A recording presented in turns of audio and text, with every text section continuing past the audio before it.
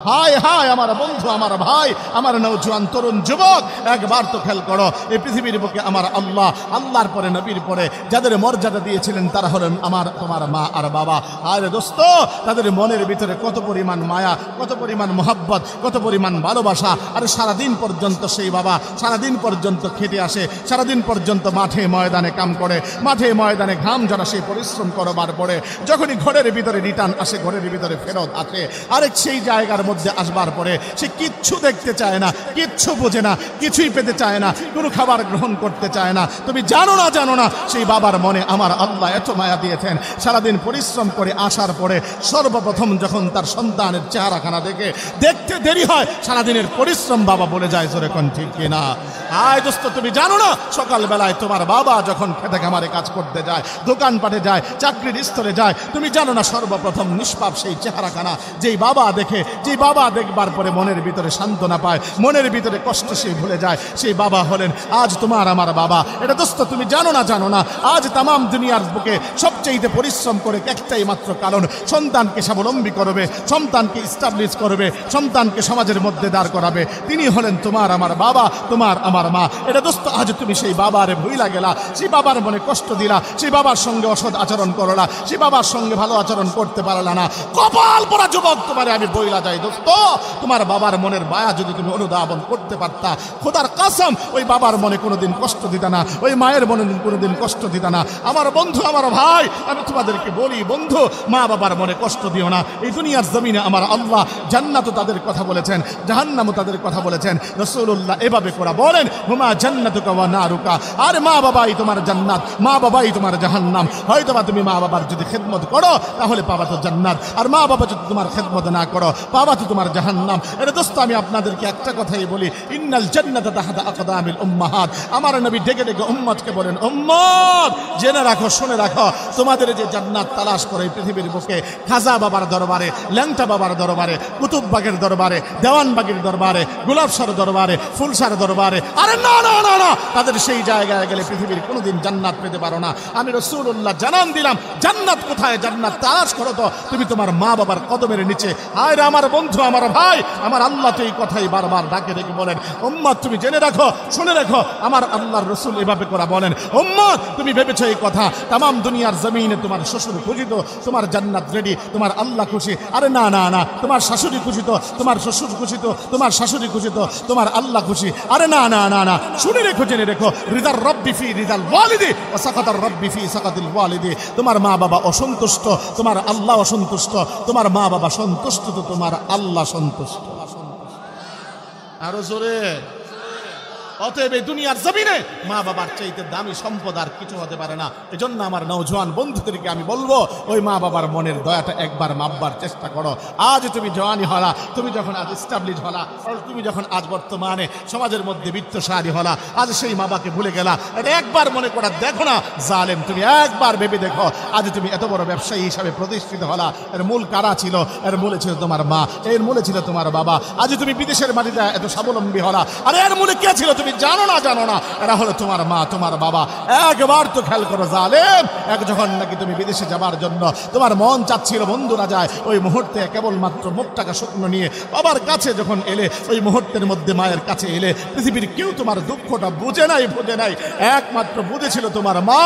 মা তখন ডাক দিয়ে বলেছিল, কি হয়েছে বাবা, মুখটা এত মলিন দেখায় কেন? ওই মুহূর্তের মধ্যে তুমি বলেছিলে, মারে আমার তো বন্ধুরা বিদেশে যায়, আমারও তো মনটা চায় বিদেশের মাটিতে যেতে। হায় ওই মুহূর্তের মধ্যে সর্বপ্রথম কোরবানিখানা যে করেছিল সে হলো তোমার মা।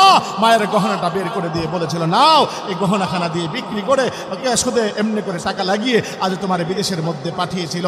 এটা দোস্ত ওই মুহূর্তের মধ্যে বাবা জিজ্ঞাসা করেছিল, বিবাহের ওপর কোন গহনাটা দিয়ে দিলে পরবর্তীতে কেমন করে হবে? বলে, আমার সন্তান যদি বিদেশের মাটিতে যায় এমন শত গহনা আমার হবে। আরে জালেম, তুমি ভুইলা গেলা সেদিনের কথা, যেদিন নাকি তুমি বিদেশে যাবার নিয়ত করেছিলা। ওই মুহূর্তের মধ্যে বাবার জীবনের শেষ অবলম্বন সম্ভব। সেই গাভীটা যে গাভীর দুগ্ধ দিয়ে সংসার পরিচালনা হতো, ওই গাভীর দুগ্ধ এমনি করে গাভীটাকে বাজারের মধ্যে রশ্মি ধরে বিক্রি করে তোমার হাতে সেই টাকাগুলো তুলে দিয়েছিল। আজ ভুলে গেলা সেই মা, সেই বাবাকে। আমি বলি তোমার থেকে কপাল পোড়া, তোমার থেকে জালেম আর দুনিয়ার জমিনে কেউ নাই। এজন্য দোস্ত অনুরোধ করা যাবে অন্তত পক্ষে আল্লাহর জন্য আল্লাহর দিকে তাকা, ওই মা বাবার মনে কষ্ট দিও না। যদি যে কষ্ট দিবা এই দুনিয়াও হালাক পরকালও হালাক। এটা দোস্ত আমি আপনাদেরকে জন্য বলি তো এই জন্য মা বাবার খেদমত করেন, মা বাবার সাথে মন লাগান, মা বাবার খেদমত করে জান্নাত অর্জন করেন। এই জন্য আল্লাহর নবী বলেন, আল্লাহ পাক বলেন ওয়াকাদা রাব্বুকা আল্লা তা'বুদু ইল্লা ইয়্যাহু ওয়া বিল ওয়ালিদাইনি ইহসানা। ও দুনিয়ার মানুষেরা, আমি আল্লাহ তোমাদের জন্য ফরজ করে দিলাম আল্লাহ ছাড়া অন্য কারো ইবাদত করবে না। শুধু এতটুকু না, মা বাবার সাথে সৎ আচরণ করবে। আরে তুমি যদি দুনিয়ার জমিনে আমি আল্লাহরে যত বড় খুশি করো না কেন, আমি আল্লাহর কুদরতি কদমে সেজদা দিয়া তুমি যদি এমনি করে ভাবো জান্নাত কামায় ফেলছো, আরে না না না, কোনোদিনও হবে না। আমি যদি এতটুকু কথা জানা দেই, যদি মা বাবা তোমার অসন্তুষ্ট হয়, তোমার জান্নাত শেষ, তোমার জন্য জাহান্নাম অবধারিত। এই জন্য দোস্ত মা বাবার মনের ভালোবাসাটা একবার অনুধাবন করার চেষ্টা করেন। মা বাবাকে ভালোবাসেন, ভালোবাসা দিয়ে মা বাবার মন জোগাড় করেন। যদি জোগাড় করতে পারেন আল্লাহ জান্নাত বানা দিবেন। মা বাবার খেদমত করতে রাজি কারা একটু হাতটা উঠান ইনশাআল্লাহ। আল্লাহ কবুল করুন, জোরে বলেন না আমিন। মুসলমান বন্ধুরা রে আমার, দুনিয়ার জমিনে যে ব্যক্তি মা বাবার খেদমত করে আল্লাহ রাব্বুল আলামিন ওই বান্দাটাকে এমন ভাবে স্বাবলম্বী করেন, পরকালেও তার জন্য আমার আল্লাহ সুখের উদ্যান জান্নাত দান করেন। খেয়াল করে দেখেন, একটা ছোট্ট ঘটনা বলে আমার মূল কথার দিকে আমি ফিরে যাই। এটা আমার প্রাসঙ্গিক কথা, আমার মূল কথা নয়। ও আমার বন্ধুরা, আমার বাবা পয়গম্বর মূসা আলাইহিস সালাম আল্লাহর কাছে দরখাস্ত করে, ও রাব্বুল আলামিন একটু মেহেরবানি করে বলেন পরকালে জান্নাতের ভিতরে আমার সঙ্গে কে থাকবে। পয়গম্বর মূসা আলাইহিস সালাম তিনি এবার সঙ্গে সঙ্গে কথার উত্তর পেয়ে গেলেন, ও মূসা জান্নাতের ভিতরে তোমার সঙ্গে যে লোকটা থাকবে সেই লোকটা হলো অমুক বাজারের কসাই। পয়গম্বর মূসা আলাইহিস সালাম আল্লাহকে ডেকে ডেকে বলেন, রব্বুল আলামিন একজন সাধারণ কসাই আমার সঙ্গে জান্নাতে থাকবে, আমি তারে একটু দেখতে চাই। আমার আল্লাহ পূর্ণ ঠিকানা দিয়ে তাকে পাঠিয়ে দিলেন। আমার বন্ধুরা, আমার ভাইয়েরা, আমার বাবারা, পয়গম্বর মূসা আলাইহিস সালাম এবার ওই ব্যক্তির কাছে গেলেন যেই ব্যক্তিটাকে কসাই পয়গম্বর মূসার সঙ্গে জান্নাতে থাকবে। আমার ভাইয়েরা এবার কসাইয়ের পাশে যেয়ে দাঁড়ালেন, দাঁড়িয়ে এবার দেখলেন কসাই এবার গরুটুকু জবাই করবার পরে সুন্দর মাংসের অংশটুকু, গোশতের অংশটুকু সে আলাদা করে রেখে দিল। সমস্ত গোশত বিক্রি করলো। গোশত বিক্রি করার পরে ওই অংশটুকুন এবার সুন্দর করে একটা পলির মধ্যে পড়ে এবার সে বাড়ির দিকে রওনা দিল। এবার পথির মধ্যে হযরত মূসা আলাইহিস সালাম নিজ পরিচয়কে গোপন করে এবার যে বলতে লাগলেন, ভাইরে আমি একজন সাধারণ মুসাফির, আমার জায়গার কোনো, আমার থাকার কোনো জায়গা নাই, যদি পারো আমারে তোমার বাড়িতে মেহমান বানাবে কিনা। ওই জান্নাতি ওই মানুষটুকুন আর তার আখলাকটাও ছিল বড় চমৎকার। সে এবার সঙ্গে সঙ্গে সম্মতি প্রকাশ করলো, বলতে লাগলো মেহমানের কদর করাতে এটা আমার জন্য পরম সৌভাগ্য। কারণ একজন প্রকৃত মুমিন এটাই মনে করে মেহমান আসলে কখনো বিরক্ত হয় না, মেহমান আসলে বরঞ্চ সে খুশি হয়, মেহমান আসলে তার অন্তরটা জোড়ায়া যায়। জোরকন ঠিক কিনা? আর আমাদের সমাজের ভিতরে এমন অনেক লোক আছে মেহমান আসলে নিজেদেরকে বোঝা মনে করে মেহমান। আরে অনেক বাবা এমন আছে চিন্তা করে আজকে যদি মেহমান আইছে একটা মুরগি আনছি নিম্নে 300, মাছ আনতে হইব মোটামুটি 400-500, আবার চিন্তা করে অনেক বাজার সদাই লাগবো, আরে আমার শেষ। আরে না, আরে আমার বাপ, আমি একটা কথাই বলি, সেই কথাটুকুন হলো মেহমান আসছে তো মেহমান তার রিজিক নিয়ে আপনার বাড়িতে এসেছে। তামাম পৃথিবীর সমস্ত মানুষের এবং সমস্ত মাখলুকাতের রিজিকের মালিক তিনি কে? আল্লাহ রিজিকের মালিক। কোরআন তার প্রমাণ। কোরআনের মধ্যে আমার আল্লাহ বলেছেন, ওয়া মা মিন দাব্বাতিন ফিল আরদ ইল্লা আলাল্লাহি রিজকুহা। সমস্ত প্রাণী কুলের সৃষ্টি কুলের আমার আল্লাহ হলেন রিজিকের মালিক। শুধু এতটুকু না, রাসূলুল্লাহ বলেন আর রিজকু মাকসুম, প্রত্যেকটা মানুষের রিজিক তো বণ্টিত।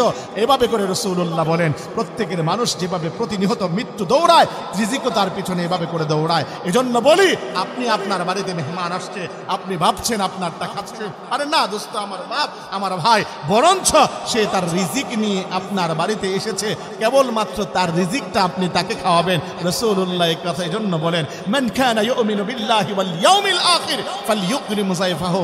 আমার উম্মত তোমরা শুনে রেখো, যে আল্লাহকে বিশ্বাস করে, পরকালকে বিশ্বাস করে, সে যেন মেহমানের মূল্যায়ন করে। চিৎকার মেরে জোরে কোন সুবহানাল্লাহ। আওয়াজটা কমে গেল, একটু জোরে কোন না সুবহানাল্লাহ। আমার বন্ধুরা, আমার ভাইরা, যখনই নাকি এবার কসাইকে প্রস্তাব পেশ করল, সে আর বিলম্ব করলো না, সঙ্গে সঙ্গে রাজি হয়ে গেল। এবার বলতে লাগলো, ভাই বলেন আমার বাড়িতে যাবেন, এটা তো আমার জন্য বড় খুশনসিব, চলেন। এবার পয়গম্বর মূসাকে এবার নিয়ে বাড়ির দিকে রওনা দিল।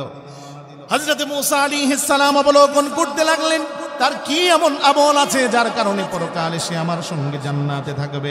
এবার মূসা আলাইহিস সালাম তিনি লক্ষ্য করে দেখেন, সর্বপ্রথম বাড়ির ভিতরে ঢুকবার পরে সন্তানটাকে সন্তানের কাছে যায় না, বিবিটাকে বিবির কাছে যায় না, সোজা চলে যায় একটা ঘরের ভিতরে। এবার ওই ঘরের ভিতরে ঢুকবার পরে বৃদ্ধা এক মহিলা ছিল, ওই মহিলার কাছে যাবার পরে ওই মহিলাকে এবার সুন্দর করে উঠিয়ে হাত মুখ ধৌত করে নিজ হস্তে গোশতটুকু রান্না করে এবার প্রত্যেকটা গোশতের টুকরা ওই মহিলার মুখের মধ্যে তুলে দেয়। যখনই মুখের মধ্যে তুলে দেয়, মহিলা এবার গোশতটা খায় এবং তৃপ্তিতে কুরহানা এবার দেয়, আল্লাহর কাছে শুকরিয়া আদায় করে। যখন খাবার দাবার শেষ, এবার মহিলা এবার ডাক দিয়ে বলে, বাবারে একটু কিবলার দিকে আমার মুখখানা করে দে, আমি একটু আল্লাহর কাছে কিছু প্রার্থনা করব। ও আমার ভাইরা লক্ষ্য করে শুনুন, যখনই নাকি এই কথা বলবার সঙ্গে সঙ্গে পয়গম্বর মূসা তাকা দেখেন, মহিলা চোখের পানি ছেড়ে দিয়ে আল্লাহর কাছে বলতে লাগলো, রব্বুল আলামিন, যেই সন্তান আমার খেদমত করে, যেই সন্তান আমার মহব্বত করে, আমার প্রতি এত ভালোবাসা দেখায়, আল্লাহ তুমি দেখো, আল্লাহ তুমি যখন আমার সন্তানের প্রতি সন্তুষ্ট হয়ে যাও, আল্লাহ দুনিয়ার জমিনে তোমার কাছে একটা প্রার্থনা করি গো, এই দুনিয়ার জমিনে আমার সন্তান যতদিন থাকবে, আমার সন্তানরে তুমি কোনোদিন অভাব দিও না। এবার মহিলা এই দোয়া করা শেষ, পয়গম্বর মূসা এবার তাকায় দেখেন সন্তান আমিন বলে। দ্বিতীয় নাম্বার এবার দোয়া করতে লাগলো, রব্বুল আলামিন, যেই সন্তান আমাকে এত খেদমত করে, আমার এত ভালোবাসে, আয় আল্লাহ ময়দানে মাহশরে তারে তুমি ঠকাও না, সাধারণ কোনো জান্নাতি হিসাবে তারে কবুল কইরো না, বরঞ্চ পয়গম্বর মূসা এই জামানার যিনি পয়গম্বর, আল্লাহ জান্নাতের ভিতরে তার সঙ্গে তুমি তারে কবুল করে নাও। জোরে কোন সুবহানাল্লাহ। আয় দোস্ত, মায়ের দোয়া তো এই পৃথিবীর বুকে মুস্তাজাব দোয়া হলো মা। যে মা যে বাবা দোয়া করলে সরাসরি আমার আল্লাহ বেলা পর্দায় কবুল করেন, কোন পর্দা ছাড়া কবুল করেন। আয় রে দোস্ত, যখন দোয়া করেছে তো করেছে, করতে দেরি হয়েছে, আমার আল্লাহ তার দোয়া তো কবুল করলেন। পয়গম্বর মূসা এবার ডেকে ডেকে বলে, ভাই একটু কাছে আয়, বল না তোর এই অবস্থার ভিতরে তোর মা যে দোয়া করলো, তোর অভাব অনটন যেন আল্লাহ পাক কোনোদিন না দেন, একটু আমি তোর কাছে জানতে চাই, বল তোর অভাব অনটন তোর সংসারে কেমন। এবার ওই লোকটা চোখের পানি ছেড়ে দিয়ে বলতে লাগলো, ও পথিক, আমি জানি না আপনি কে, তবে আমি যে কথাটুকুন আপনাকে বলতে চাই একটু খেয়াল করা শোনেন।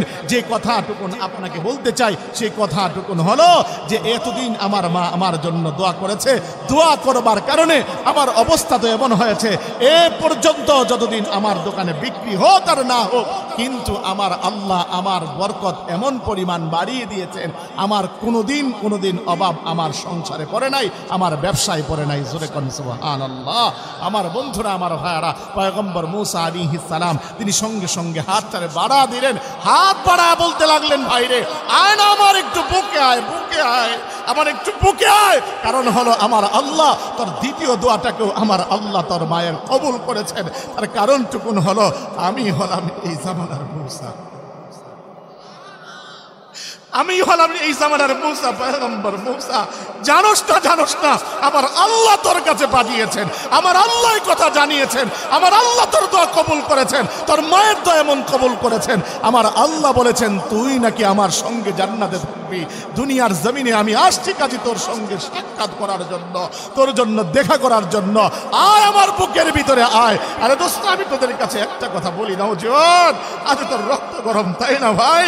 আজকে মায়ের সাথে তুই আচরণ করো, বাবার সাথে আজ চোখ রাঙ্গিয়া কথা বলো। আরে ভাই, আমি তোর একটা কথা বইলা যাই ভাই, এই মা বাবার সাথে অসৎ আচরণ করিস না। তুই তো ভাবস তোর মা বাবার পায়ের নিচে আজ বর্তমানে ধুলোবালি, আরে না, এই মা বাবার পায়ের নিচে তোর স্বর্ণের টুকরা সেই জান্নাত। আর দুনিয়ার জমিনে কোথায় যা খোঁজস? আজ তো অনেক নওজওয়ানদের ব্যাপারে এই অভিযোগ আমরা শুনি, হুজুর আজকে আমার সন্তান তো আজকে বড় হয়েছে, আজ তো সন্তান স্বাবলম্বী হয়েছে, আজ তো আমার সন্তান সে এমনি করে এই শীতের দিনে নিজের সন্তানদেরকে আইনা বড় দামি দামি খাবার খাওয়ায়, এমনি করে বিভিন্ন রঙের বিভিন্ন খাবার খাওয়ায়, ফল ফ্রুট খাওয়ায়। হুজুর বিশ্বাস করেন, আমরা যখন তাকাই পর্দা টেনে দেয়। কিন্তু একটা কথা বলি রে ভাই, জেনে রাখ, তুই শুনে রাখ, এই যে মা বাবাকে আজ খেদমত, সন্তানকে খেদমত করা। শরীয়তে এটাও বলে পিতামা যেমনি করে স্ত্রীর খেদমত, স্ত্রীকে সেবা করা, এই কথাও শরীয়ত বলে। কিন্তু এটাও তো শরীয়ত বলে তোর মা বাবার দিকে তুই লক্ষ্য কর। আরে মা বাবার কেন কষ্টটা দেশ? আমি তোদেরকে একটা কথাই বলি, এই জমিনের বুকে সম্পদ কেবলমাত্র মা আর বাবা। এজন্য মা বাবার একটা দিলের খবর নেওয়ার চেষ্টা কর। আরে তোর কাছে এত কিছু চায় না, কেবলমাত্র আর মা বাবা তোর কাছে একটা জিনিস চায় রে ভাইয়া, সেই জিনিসটা হলো তোর ডাক। মুখ ভরা সেই ডাক যখন সেই মা পায়, তার জীবনে খাবারও চায় না, কিচ্ছু চায় না, সমস্ত দুঃখ বেদনা বলে যায় বলে কোন ঠিক কিনা? এই মা বাবাকে অন্তত পক্ষে অবজ্ঞা অবহেলা করবি না।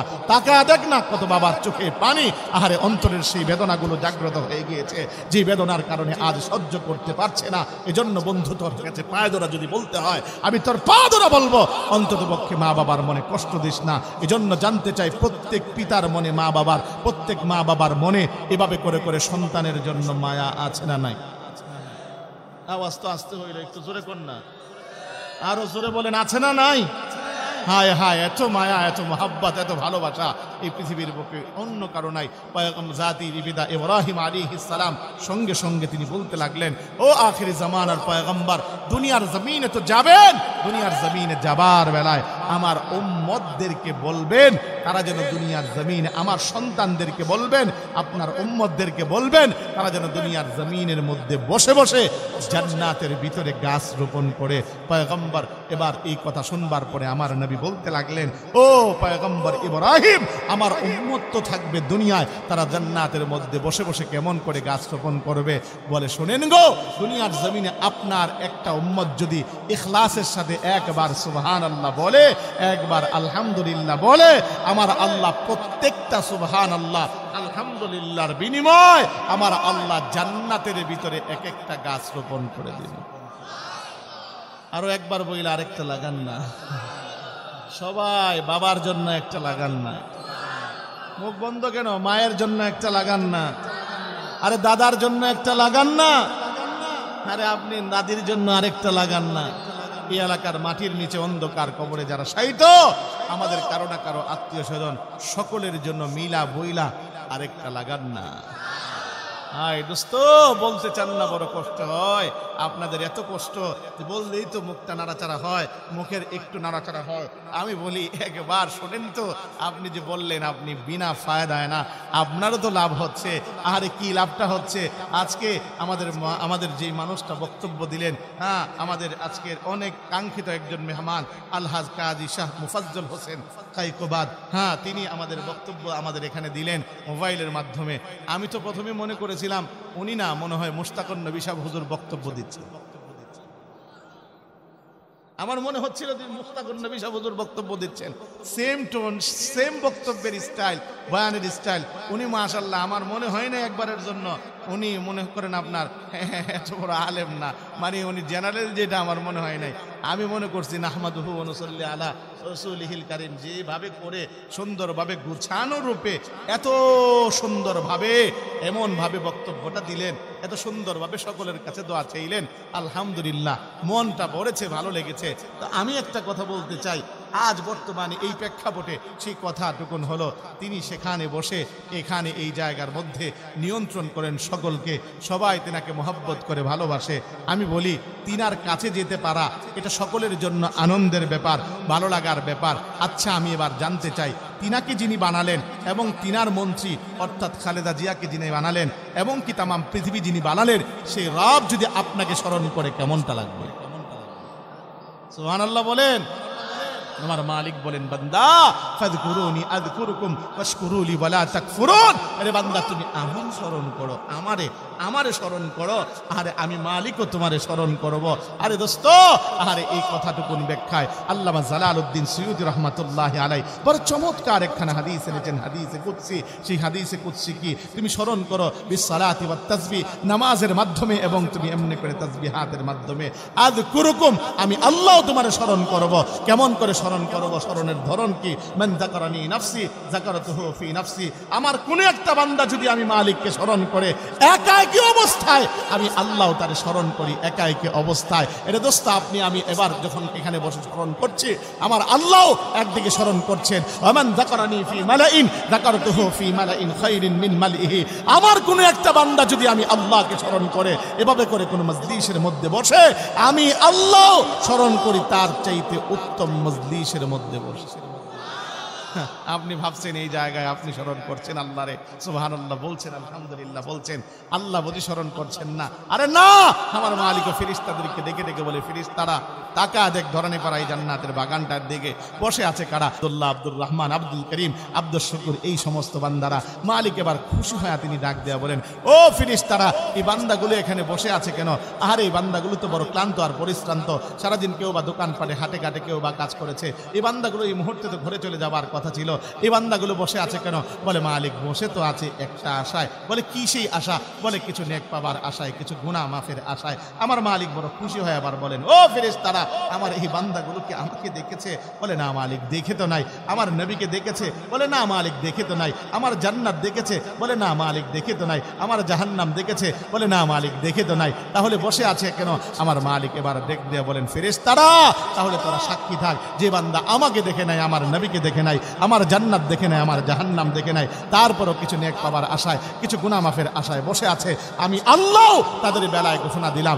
আরে কোরআন হাদিস থেকে যে কথাগুলো শুনবে, নিজের জীবনে যদি বাস্তবায়ন করতে পারে, পরিশেষে শেষ পর্যন্ত থেকে যদি আখেরি মুনাজাতে নিয়ে এই অবস্থায় এমনি করে আমি আল্লাহর কাছে চোখের পানি ছেড়ে মাফ চাইতে পারে, আমি আল্লাহর তরফ থেকে ঘোষণা হলো, আমি আল্লাহ তাদের জিন্দিগির গুনাহকে মাফ করে দিয়ে আমি আল্লাহ তাদেরকে জান্নাতি বান্দা হিসাবে কবুল করে নেব। আল্লাহ আমাদের কবুল করুন, জোরে বলেন আমিন। এই জন্য দোস্ত, এই সুবহানাল্লাহ আলহামদুলিল্লাহ তাসবিহ আমরা কম বলবো না, বেশি বলবো, পারবো না ইনশাআল্লাহ। আল্লাহ কবুল করুন, জোরে বলেন আমিন। যে কথা আপনাদেরকে শোনাচ্ছিলাম সেই কথাটুকুন হলো, এই দুনিয়ার জমিনে আমার আল্লাহ কোরআন ওয়ালাদের মর্যাদা বাড়িয়েছেন, পরকালেও বাড়িয়েছেন। কেমন পরিমাণ বাড়িয়েছেন আপনাদেরকে ছোট্ট করে বলি। আরে এই দুনিয়ার দুষ্ট লোকেরা চায় কোরআন ওয়ালার মর্যাদা কমাতে, আমার আল্লাহ বলেন পারবি না।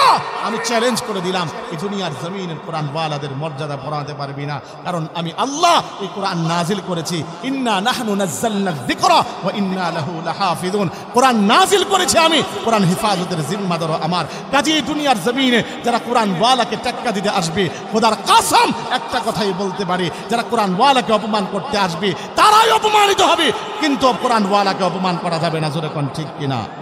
আমরা দেখেছি বিগত সরকারের আমলে সেই বিষয়টুকু আমরা লক্ষ্য করে দেখেছি।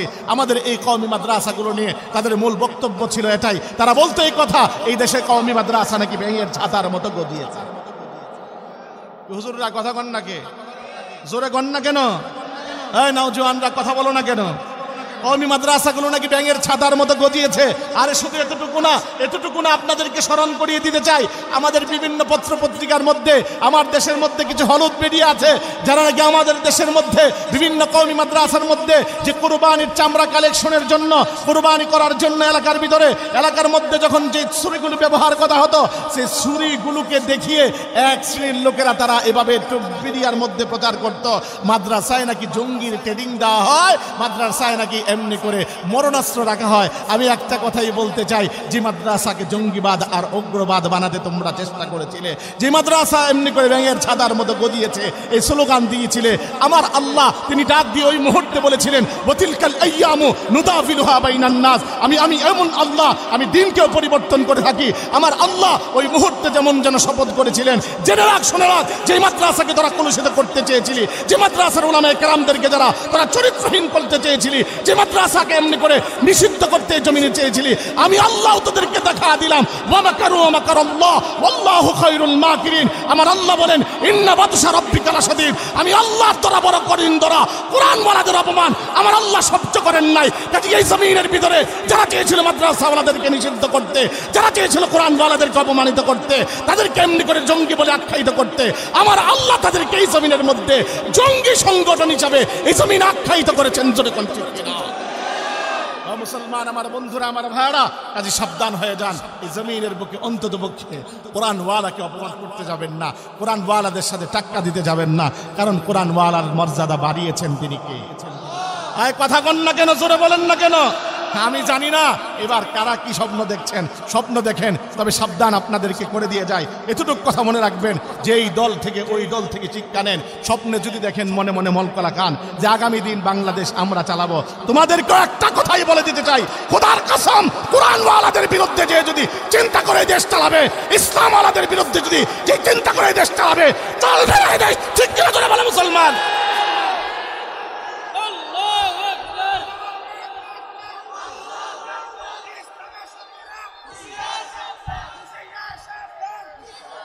আমরা একটা কথাই বলি, এই দেশ চলবে, এই দেশ আছে 92 ভাগ মুসলমানের। এই দেশের ভিতরে অন্তত পক্ষে এই দেশের ভিতরে যারা নেতৃস্থানীয় অবস্থানে থাকবেন, আমি তাদেরকে বলি তারা কোরআনওয়ালাদের সাথে সম্পর্ক রেখে চলবেন, যেমন চলেছেন আমাদের আলহাজ কায়কোবাদ সাহেব। আল্লাহ পাক তিনার পরিবর্তন এমনভাবে সাধিত করেছেন, দেখলে মনে হয় না তিনি কোনো গায়রে আলেম, দেখলে মনে হয় আলহামদুলিল্লাহ পুরো একজন বুজুর্গ। জোরে কোন ঠিক কিনা? যোগ্য একজন ব্যক্তি আল্লাহ পাক যথাস্থানে পৌঁছেছেন। এই অন্তত পক্ষে কায়কোবাদ সাহেবের এই এলাকার এই আসন, আমি তো পাশের আসনের হোমনা থানা আমার বাড়ি, আমি দেখেছি এই যখন তিনি ক্ষমতার মধ্যে ছিলেন তখন নিজেকে এত গাম্ভীর্যতার মধ্যে রাখেন নাই, অহংকারী হিসাবে প্রকাশ করেন নাই। আমরা লক্ষ্য করে দেখেছি তিনি মানুষের কাছে যখন যেতেন, গরিব অসহায় দরিদ্রর পাশে যখন তিনি দাঁড়াতেন, আমরা এমনও কথা শুনেছি আমাদের বাপদাদাদের কাছে যে তিনি এমনি করে কৃষক যখন জমিতে কাজ করে তখন যে তিনার গায়ের ভিতরে কাদা আছে না কি আছে সেটা দেখতেন না, গায়ের ভিতরে এমনি করে জড়ায় ধরতেন, বলতেন বাবা কেমন আছেন, ভাই কেমন আছেন। এমন আদর্শবান ব্যক্তিকে আমরা চাই কি চাই না? জোরে বলেন, চাই কি চাই না? যার তেলাওয়াতে কোরআন এত সুন্দর পরিমাণ, আমি খুতবা শুনে অবাক হলাম, যার তেলাওয়াতে কোরআন এত পরিমাণ, যিনি আলেমদের সাথে সম্পর্ক রাখেন, মাদ্রাসার সাথে সম্পর্ক রাখেন, দ্বীনের সাথে সম্পর্ক রাখেন, 5 ওয়াক্ত নামাজ পড়েন, সবচেয়ে জ্বলন্ত প্রমাণ। আহারে একজন চেহারার মধ্যে যার উজ্জ্বল এক ভাব, চেহারার মধ্যে সেজদার যার অবনত চিত্তে এই দাগ, আমি একটা কথাই বলতে চাই, নিশ্চয়ই আল্লাহর পেয়ারা বান্দা। আমি মনে করি প্রত্যেকটা থানায় থানায়, প্রত্যেকটা জেলায় জেলায়, আমার সংসদে এমন ব্যক্তি দেখতে চাই। জোরে কোন ঠিক কিনা? আমার সংসদে আজ থেকে আগামী দিনে কোন নাস্তিক মুরতাদ দেখতে চাই না, যারা আমার শিক্ষাঙ্গনের ভিতরে ঢুকে আমার শিক্ষাঙ্গনকে অপবিত্র করবে, আমার শিক্ষাঙ্গনে ঢুকে আমার এমনি করে স্কুলের শিক্ষকদেরকে শিক্ষা দিবে, কুলার ব্যাং ঠ্যাঙ্গর ঠ্যাং ট্রিং সাইকেল, আমার সন্তানদেরকে শিক্ষা দেওয়ার চেষ্টা করবে। ডিম বাঁচতে হয় স্কুলে কি করে? আমি একটা কথাই বলতে চাই, আমার সন্তানদেরকে সমকামিতার প্রমোট করবে, আমার সন্তানদেরকে ডারউইনের মতবাদ শিক্ষা দিবে। খোদার কসম, এমন শিক্ষাঙ্গনে এমন নেতা দেখতে চাই না, এমন নাস্তিক আমরা দেখতে এই দেশের ভিতরে চাই না। কাজী কোরআনওয়ালাদেরকে যারা মোহাব্বত করে, কোরআনওয়ালাদেরকে যারা ভালোবাসে, কোরআনওয়ালাদের সাথে যারা আছে, তাদের সাথে আমরা আছি। কারা কারা রাজি? ইনশাআল্লাহ হাত উঠাই। রাজি রাজি রাজি রাজি। নারে তাকবীর। হ্যাঁ, আবার একটা তাকবীর হবে। নারে তাকবীর। আল্লাহ কবুল করুন, জোরে বলেন আমিন। রাগ করছেন আপনারা?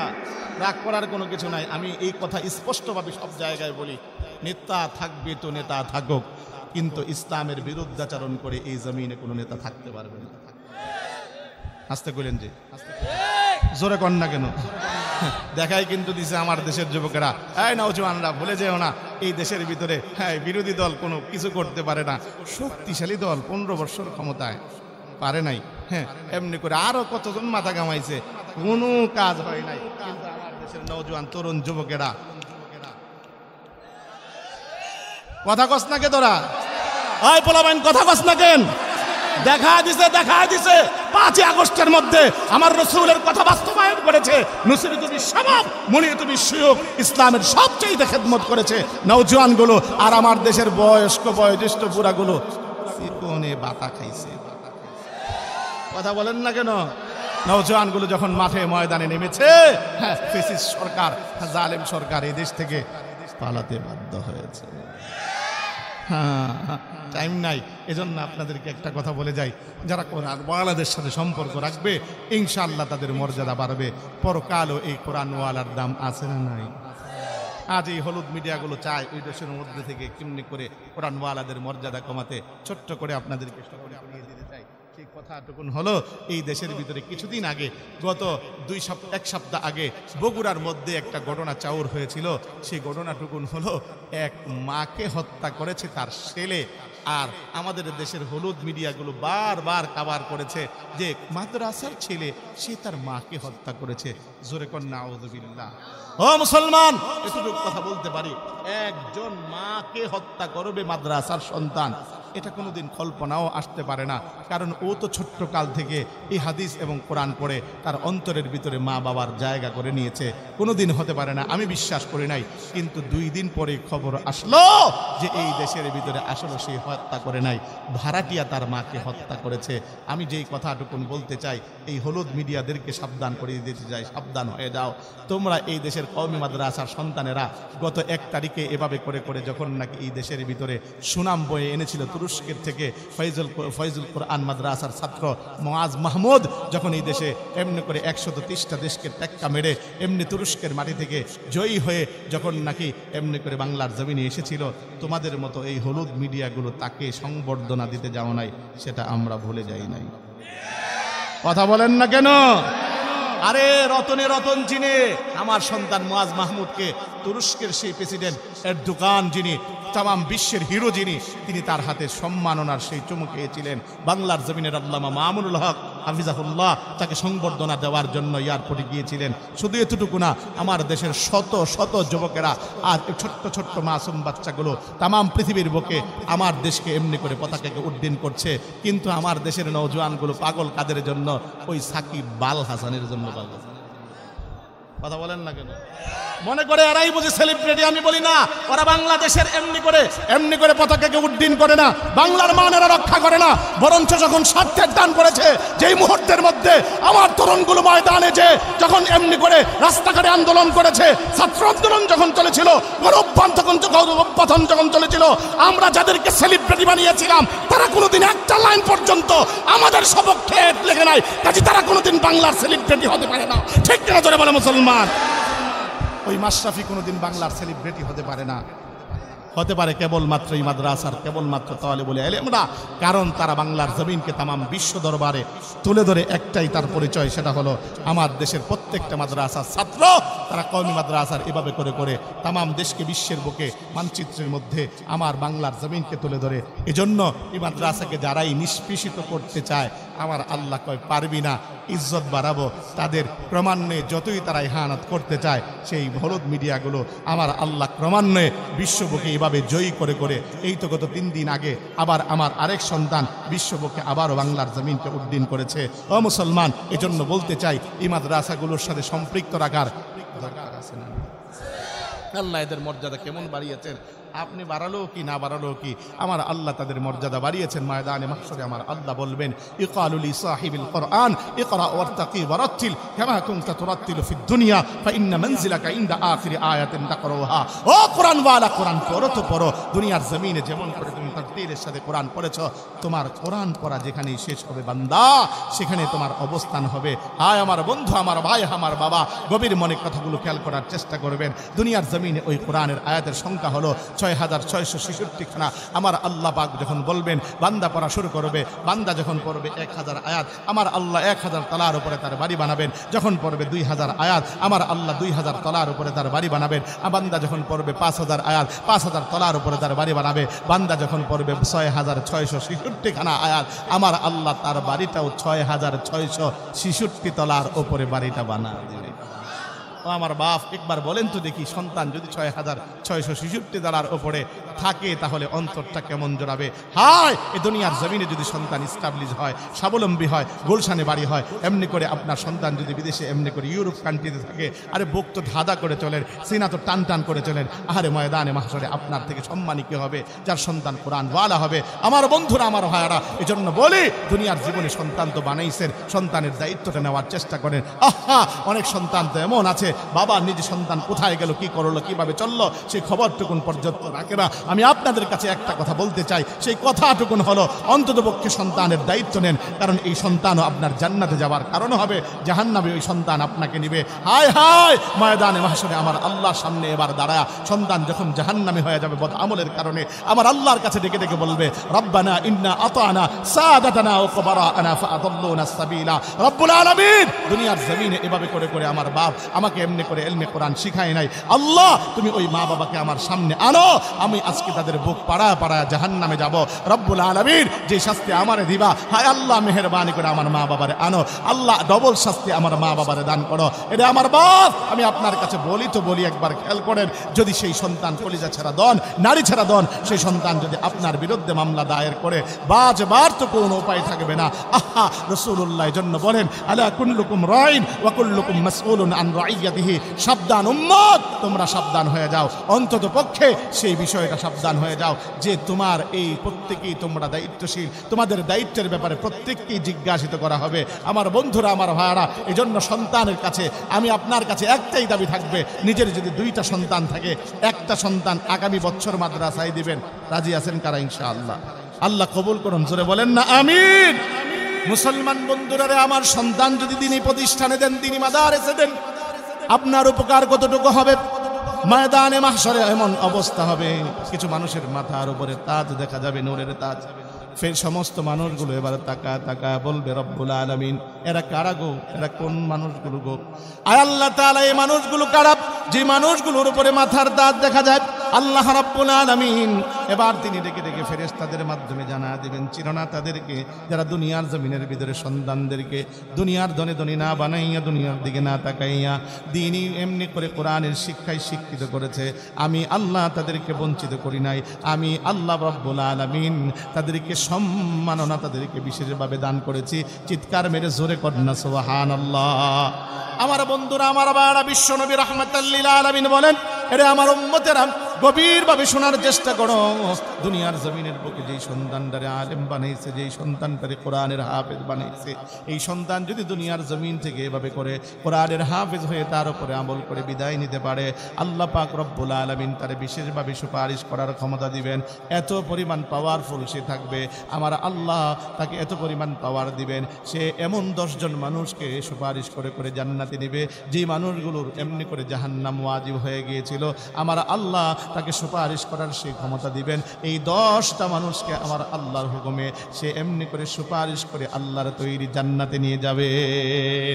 আমার বন্ধুরা, এই জন্য কোরআন ওয়ালার অনেক দাম, দুনিয়াতেও তার দাম, পরকালেও তার দাম। হায় হায়, আজ কোরআনকে আমরা শুদ্ধভাবে অন্তত পক্ষে পড়তেও জানি না, এটা বড় আমাদের আফসোস। এজন্য বলি, বাপ অন্তত পক্ষে নিজে কোরআন শিখেন, সন্তানকে কোরআন ওয়ালা বানান, নিজে দামি হন, এমনি করে দুনিয়ার জমিনে এমনি করে সন্তানকেও কোরআন ওয়ালা বানায়া নিজেও সম্মানিত হন। আমি আপনাদেরকে ছোট্ট করে একটা ঘটনা বলি, তারপরে আমার কথা ইখতিতাম টানবো। মুরব্বীরা চলে এসেছেন, ইনশাআল্লাহ ধারাবাহিকভাবে কথা বলবেন।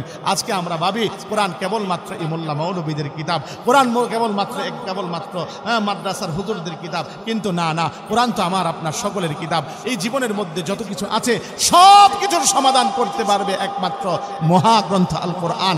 আজকে আমাদের উপরে এত এমনি করে আযাব গজব দিয়ে আসে, আযাব গজব শেখাবার একমাত্র বড় তাবিজ হলো এই মাত্র কেবলমাত্র কোরআন। এজন্য আপনাদেরকে বলি, সফরে নামা ইবনে বাতুতা, আল্লামা ইবনে বাতুতা রাহমাতুল্লাহি আলাইহি তামাম বিশ্ব ভ্রমণ করেছেন। একমাত্র তিনি ভ্রমণ করে তিনি বাংলার জমিনেও এসেছিলেন। তিনি মালদ্বীপে যখন গেলেন, মালদ্বীপে যাবার পরে এবার ওই জায়গার ভিতরে তাকা দেখেন, সেই মালদ্বীপের সমস্ত মানুষ 100 মুসলমান, 100 মুসলমান। চিৎকার মেরে জোরে কোন সুবহানাল্লাহ।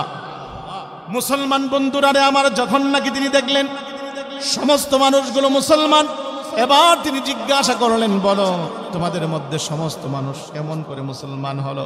এবার এলাকার লোকজন বলতে লাগলো, শোনো, আমাদের এই দেশের ভিতরে সমস্ত মানুষ মুসলমান ছিল না, আমরা সকলেই ছিলাম বেঈমান। কিন্তু আমাদের মধ্যে এমন সময় আমাদের সমুদ্র ঘেঁষে একটা সৌদি আরবের জাহাজ যাচ্ছিল, এমনি করে ঝড়ের কবলে পড়ে ওই জাহাজ চুকুন ডুবে যায়। ওই জাহাজ থেকে একজন সন্তান তরুণ যুবক ছাত্রী এবার আমাদের দ্বীপের মধ্যে অবস্থান নেয়, কিন্তু সৌদি আরবের মানুষ হওয়ার কারণে সে তার নিজের ভাষাকে বোঝাতে পারছিল না। মালদ্বীপে এসে যখন উঠে এমন সময় মানুষের কাছে যখন কথা বলে মানুষ তার কথাগুলো বুঝতে পারছিল না। পরিশেষে এবার একজন মহিলাকে বুঝাইতে পারলো, বুঝাইতে সক্ষম হলো, আকার ইঙ্গিতে আমাকে এবার আপনার বাড়িতে থাকতে দেন, খাবারের পেরেশানি আপনার করতে হবে না, নিজের খাবার নিজেই জোগাড় করে নেব। মহিলা এবার তার বাড়িতে এবার ওই নওজোয়ান যুবককে থাকতে দেয়। আমার ভাইয়ারা, আমার বন্ধুরা লক্ষ্য করে শুনুন, এবার যখন নাকি ওই বাড়ির ভিতরে এবার ছোট্ট যুবক যখন থাকতেছিল, নওজোয়ান তরুণ যখন থাকতেছিল, হঠাৎ করে একদিন তাকা দেখে ওই যে বাড়ির মধ্যে থাকতেছিল ওই মহিলা তিনি ক্রন্দন করছেন। ক্রন্দনের ভাবটা এমন ছিল, বড় বেদনার ক্রন্দন তিনি করছেন।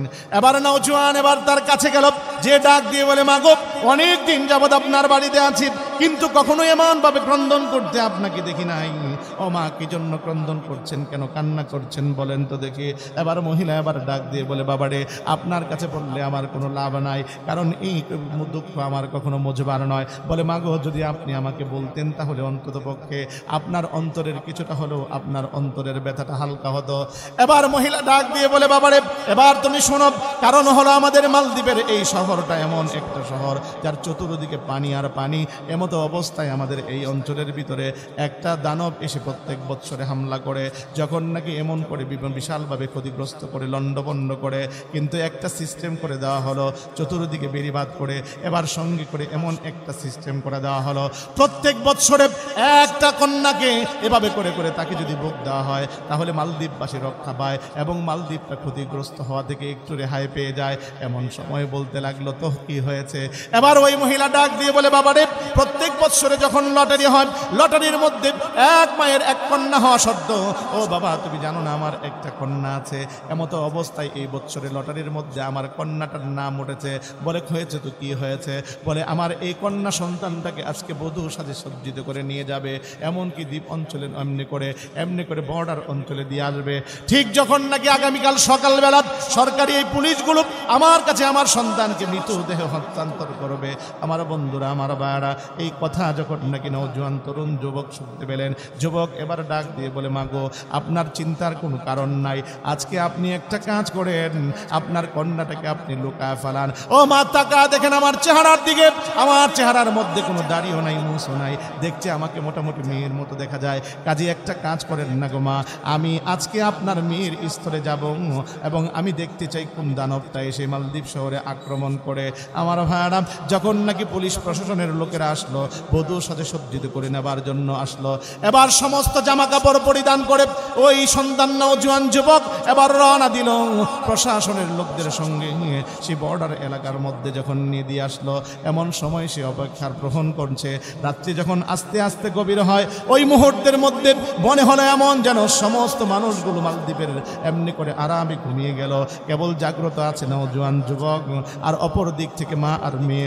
ও মুসলমান আমার বন্ধুরা, নওজোয়ান যুবক এবার অপেক্ষা করছে, সে একজন আল্লাহর কালামের হাফেজ, সে অপেক্ষা করছে কখন আসবে এই বিশাল বড় দীর্ঘদেহী দানব যার কথা আমি এতক্ষণ পর্যন্ত শুনেছিলাম। হঠাৎ তিনি তাকা দেখেন সেই দীর্ঘদেহী দানব আস্তে আস্তে করে এভাবে করে করে সামনের দিকে অগ্রসর হচ্ছে। নওজোয়ান তরুণ যুবক তিনি এবার মনে মনে ভাবলেন, না আমার কাছে কোনো কামান, না আমার কাছে কোনো গোলাবারুদ নাই, কোনো অস্ত্র, কেবলমাত্র একটাই অস্ত্র আছে, সেটা হলো আমার আল্লাহর কালাম। আমার আল্লাহর কালাম, এবার আমার আল্লাহর কালাম দিয়ে তাকে প্রতিহত করতে হবে। তিনি যখন আল্লাহর কালাম পড়া শুরু করে দিলেন, আল্লাহর কালাম যখন পড়া শুরু করে দিলেন, আস্তে আস্তে তাকা দেখে সেটা আস্তে আস্তে প্রতিহত হচ্ছে। আমার বন্ধুরা, আমার ভাইরা, তিনি উৎসাহী হয়ে আবার জোরে জোরে আল্লাহর কালাম পড়া শুরু করে দিলেন। এবার আস্তে আস্তে তিনি লক্ষ্য করে দেখেন সেটা আর সামনে অগ্রসর হতে পারছে না, আরো স্পিডে আল্লাহর কালাম পড়া শুরু করে দিলেন। এবার কিছুক্ষণ পরে তাকা দেখে সেই এমনি করে বিশাল দীর্ঘদেহী দানব আর দেখা যায় না। সকাল বেলায় এবার যখন প্রশাসনের লোকেরা আসছে মৃত সেই মেয়েটাকে নেবার জন্য, এবার এসে তাকা দেখে মেয়ে আর সেই জায়গায় নাই, একটা নওজোয়ান তরুণ যুবককে দেখা যায়।